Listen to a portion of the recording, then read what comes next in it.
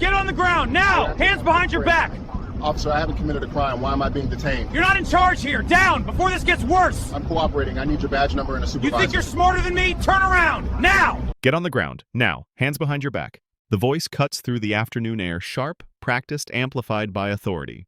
The sound of traffic on the nearby avenue never stops. Tires hiss against hot asphalt. A helicopter hums somewhere far above. The smell of exhaust and overheated concrete hangs low. The man stops walking. He is tall, broad-shouldered, wearing a dark jacket and pressed slacks. His shoes are polished.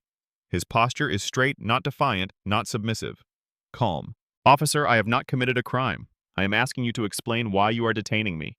The officer steps closer. One hand hovers near his weapon. The other gestures downward, aggressive, impatient. Sir, you are not in charge here. Get on the ground before this gets worse. People slow their steps. A woman pushing a stroller turns her head. A delivery driver pauses, phone already in his hand. Someone whispers, "What is going on?" The man exhales slowly. He looks around not for escape, but for witnesses. His eyes move deliberately, memorizing faces, angles, cameras. Officer, I am cooperating. But you are escalating without cause. I need your badge number and your supervisor.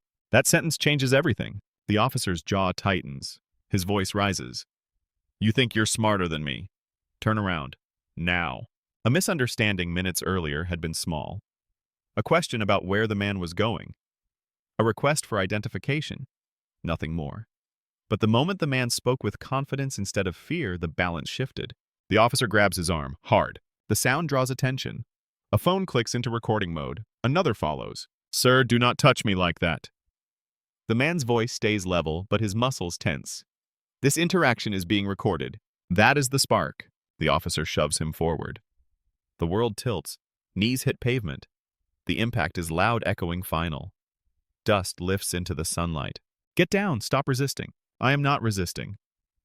The man's cheek presses against the ground. He tastes grit. He smells oil and rubber. His breathing stays controlled, measured, trained. A crowd forms now, close enough to hear the cuffs come out. Metal scraping metal. The click is sharp. Final. Someone shouts, "He's not doing anything." Another voice, "Why are you treating him like that?" The officer ignores them all. His focus narrows. Control must be asserted. Backing down now would mean admitting something unthinkable. The man looks up just enough to see 3 phones pointed at him. He meets the camera with steady eyes. No panic. No pleading. Only certainty. Officer, you are making a serious mistake. At that moment, no one there knows who he is. Not the officer, not the crowd, not the people watching later through shaky video frames. All they see is a black man forced face down on public pavement and a uniform convinced he is right. And that is exactly how the story begins. The story does not begin on the pavement. It begins decades earlier, far from flashing lights and raised voices. The man on the ground is named Marcus Reed, 52 years old, born in rural Georgia to a single mother who cleaned offices at night and ironed uniforms during the day. His father disappeared before Marcus learned to read. The house was small. The rules were strict. Education was not optional. It was survival. Marcus learned early how the world looked at him. Teachers who spoke slower. Store clerks who watched closer. Police cruisers that slowed when he walked home at night. He learned to lower his voice, straighten his back, choose words carefully. Mistakes were not allowed. He studied under a flickering kitchen light. Scholarships replaced sleep. Debate team replaced recess. Law school replaced certainty. He worked twice as hard for half the benefit and never complained because complaining changed nothing. Results did. By 35, Marcus was clerking for a federal judge.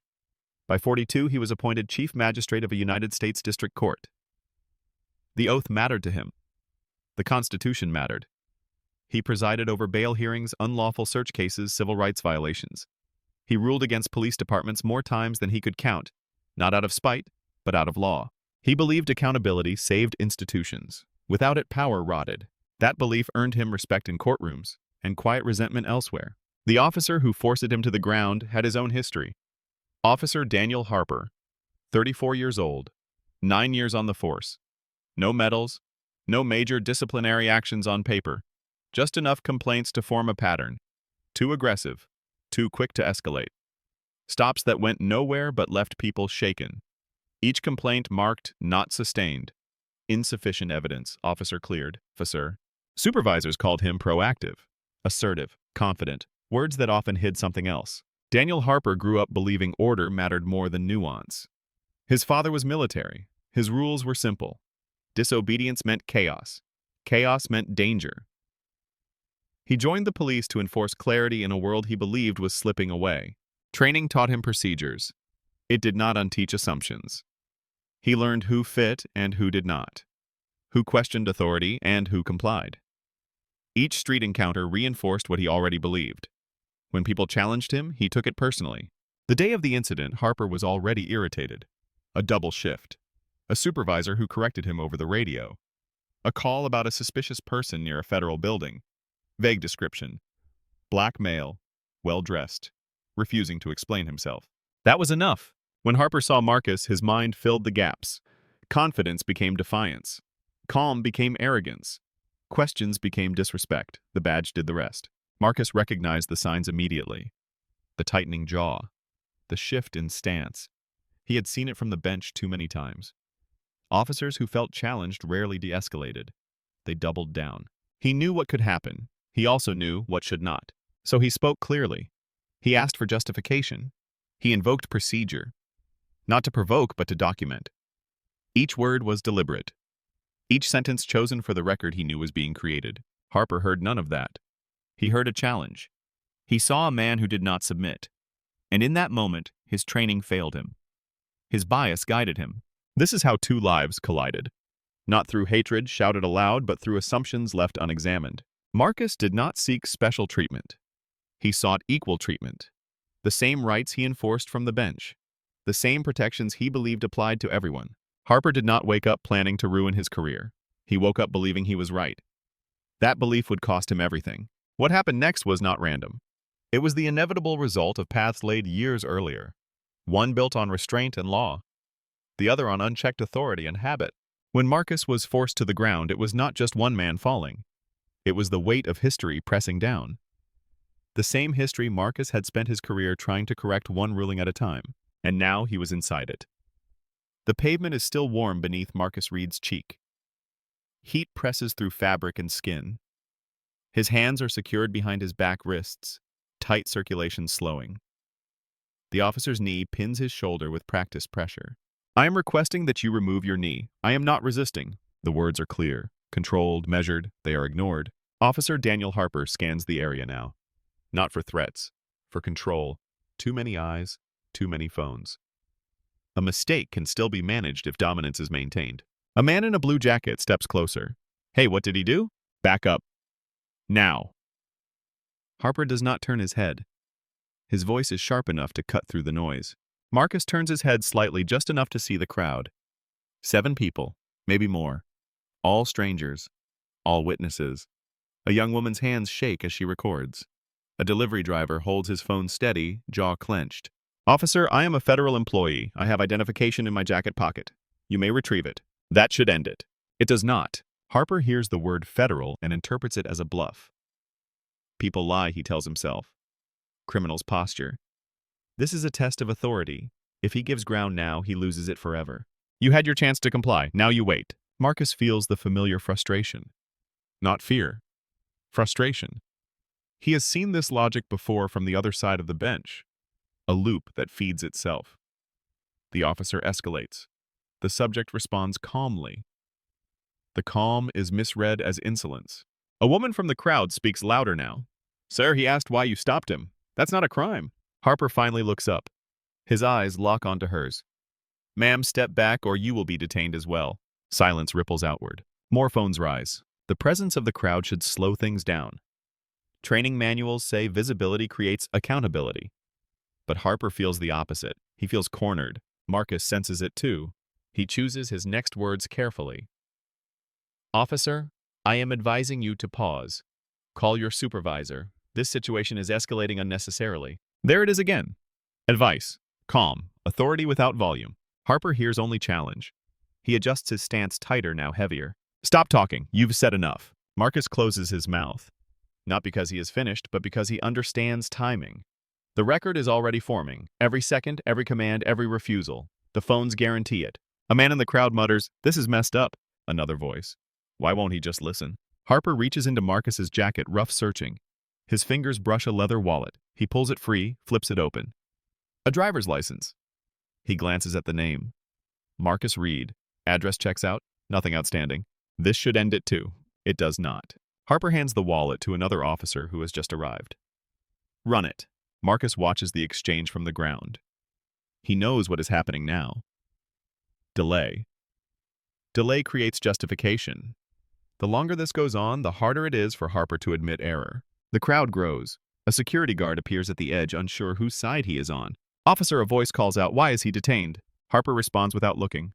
Suspicious behavior. Failure to comply. Suspicious for standing still. Failure to comply for asking questions. Marcus notes it all. He looks straight into the nearest camera. His expression is calm, almost clinical. This moment will be replayed, later slowed down, analyzed frame by frame. People will ask why he did not shout, why he did not plead, why he did not show anger. The answer is simple. He knows exactly how power works when it feels threatened. And the crowd is about to learn too. The moment stretches. Officer Harper shifts his weight. His knee presses down harder, not out of necessity but out of instinct. Control must be visible. The crowd must see who decides how this ends. Marcus inhales slowly through his nose, exhales through his mouth. He has trained himself for this. Courtrooms taught him patience. Years of listening taught him restraint. Pain is temporary. Records are permanent. "You are causing injury," Marcus says quietly. "This is unnecessary force." Harper does not respond. He signals to the other officer. The cuffs are checked, tightened, just enough. The sound of metal clicking echoes louder than it should. Phones zoom in.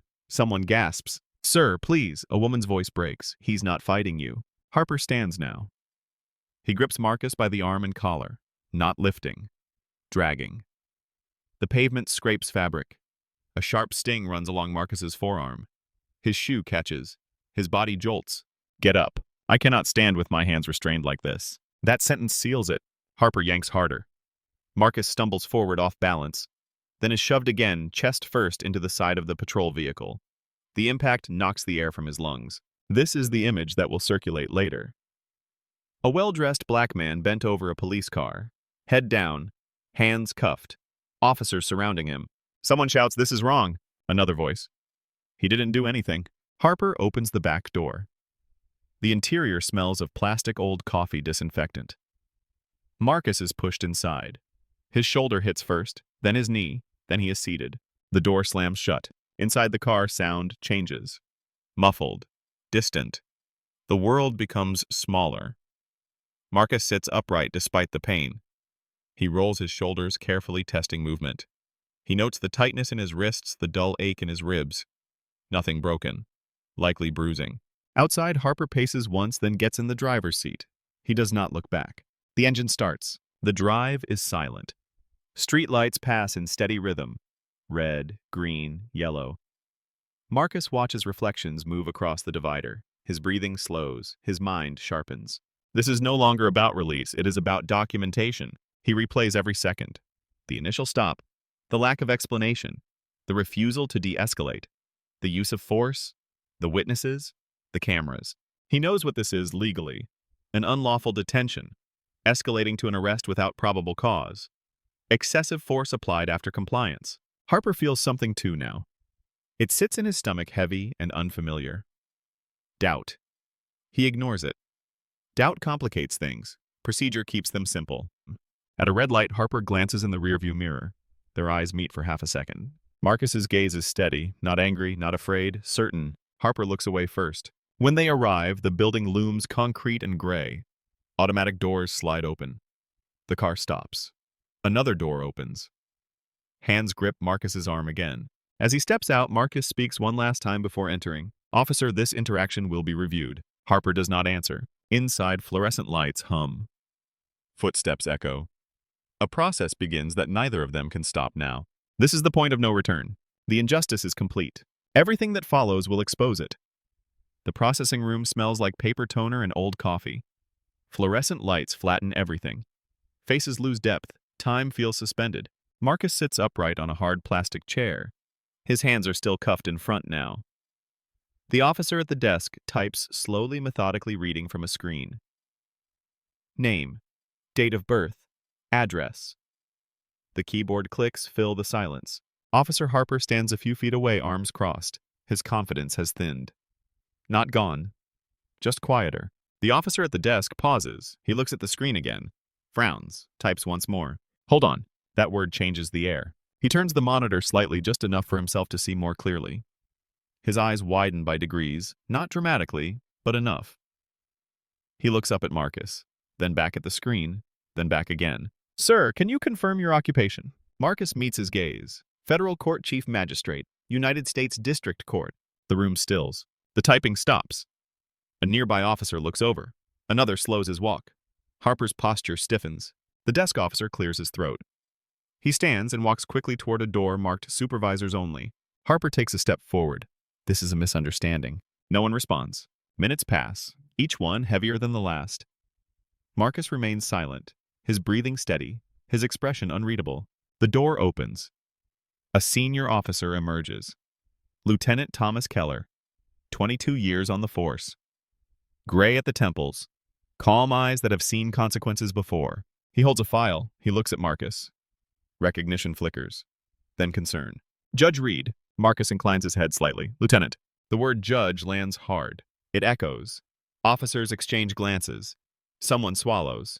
Someone else looks at the floor. Keller turns slowly toward Harper. His voice is controlled. Quiet. Where did you detain him? Harper answers too quickly. Near the federal building. Suspicious behavior. Non-compliance. Keller does not raise his voice. He does not need to. What behavior? Specifically. Harper opens his mouth, closes it, opens it again. He gestures vaguely, refused to explain himself, asked questions. Keller looks back at Marcus. Were you informed of the reason for the stop? No. Were you given an opportunity to present identification? I offered it multiple times. Keller exhales through his nose.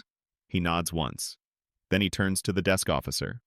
Remove the cuffs, now. The sound of metal unlocking is soft. Final. Marcus flexes his wrists slowly. Red marks are already forming. Keller steps closer. Judge Reed, on behalf of this department, I apologize. This should not have happened. Marcus stands. He straightens his jacket with careful movements. He does not rush. He does not smile.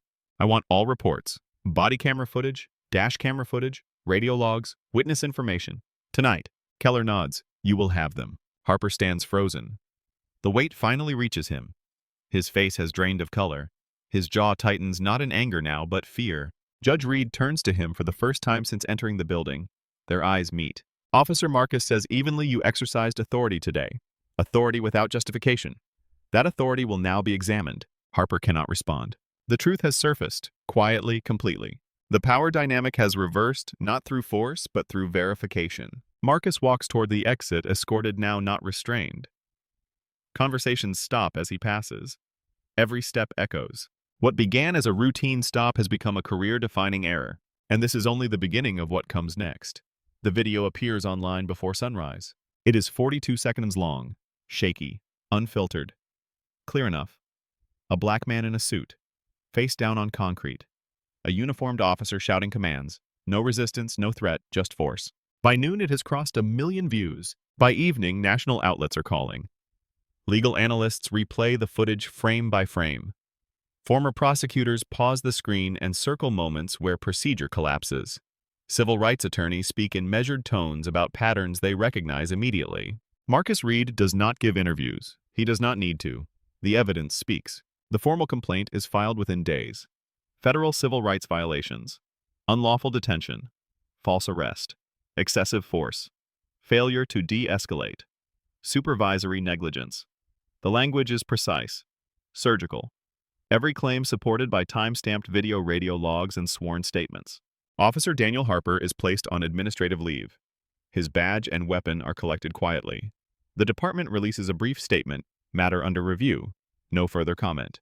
That silence fuels outrage. Community leaders demand answers. Protesters gather outside the precinct. Signs do not mention Marcus's title. They mention his skin, his body on the ground, the familiarity of it. Inside the department, the investigation widens. Harper's record is pulled, stops reviewed, complaints re-examined. A pattern emerges that can no longer be ignored. Escalation. Discretion applied unevenly. Warnings buried. Internal Affairs interviews Harper for 6 hours. He insists he followed training, that he felt threatened, that the subject was non-compliant. The video contradicts him, calmly, completely. 3 weeks later, the findings are released. Policy violations sustained. Use of force unjustified. Detention unsupported by reasonable suspicion. Arrest unlawful. Harper is terminated. Effective immediately. No severance, no pension protection. His name enters the database that ensures he will never wear a badge again. The city moves quickly after that. Settlement negotiations begin before trial. Not because of guilt admitted, but because defense is impossible. The footage has removed ambiguity. The agreement is reached quietly. 7 figures. Paid by the city? A line item under risk management. Marcus donates the majority to legal defense funds and civil rights education programs. He issues a single written statement. Accountability is not personal, it is institutional. Policy changes follow. Mandatory de-escalation retraining. Early warning systems tied to complaint patterns. Body camera review audits. Supervisors held accountable for ignored warnings. None of it feels celebratory, it feels corrective. Harper leaves town within months. His version of events finds no audience. Employers see the footage, they choose distance. Marcus returns to the bench. His first ruling back involves a suppression motion based on unlawful detention. He grants it. The reasoning is clear. In court, no one mentions what happened to him. They do not need to. The law remains the law. Outside, the video continues to circulate. Shared, taught, referenced. A reminder that authority without restraint collapses under scrutiny. Justice did not arrive loudly. It arrived methodically, through process, through record, through refusal to let silence erase impact. This was not revenge. It was consequence. What happened to Marcus Reed was not a misunderstanding. It was a textbook violation. Under the Fourth Amendment, a police officer must have reasonable suspicion to detain and probable cause to arrest. Reasonable suspicion requires specific, articulable facts. Not a feeling, not attitude, not confidence mistaken for defiance. In this case, none existed. Standing still, asking questions, requesting a supervisor. None of these are crimes. None justify force. The moment Officer Harper escalated physical control without threat or resistance, the encounter crossed from improper to unlawful. The knee on the shoulder, the forced takedown, the cuffs tightened after compliance. Each action compounded liability. Each second added evidence. This is how civil rights cases are built. Not on emotion, but on sequence. There is also a psychological layer that cannot be ignored. Implicit bias does not announce itself. It operates quietly. It interprets calm as arrogance, education as challenge, authority in black skin as threat. When bias goes unchecked inside a system that grants power, outcomes become predictable. Marcus Reed survived the encounter without permanent injury. Many do not. The difference was not luck. It was preparation, witnesses, and documentation. There are lessons here for anyone watching. If you are stopped, stay calm. Speak clearly. Ask why you are being detained. You are allowed to ask. Do not resist physically. Resistance, even verbal, in the wrong moment is often redefined later. If you witness an encounter record, if it is legal to do so, do not interfere physically. Say the time. Say the location. Say what you see. Cameras create accountability when memory fails. If you believe your rights were violated, document everything as soon as you are safe. Names, badge numbers, timestamps, witnesses. Seek legal counsel before giving statements. And for officers watching this, the lesson is just as clear. Authority is not dominance. Compliance achieved through fear is not safety. De-escalation is not weakness. It is professionalism. Marcus Reed returned to his courtroom unchanged in title but sharpened in purpose. His rulings would continue to reflect the law as written, not the law as enforced unevenly. This story is not about a judge.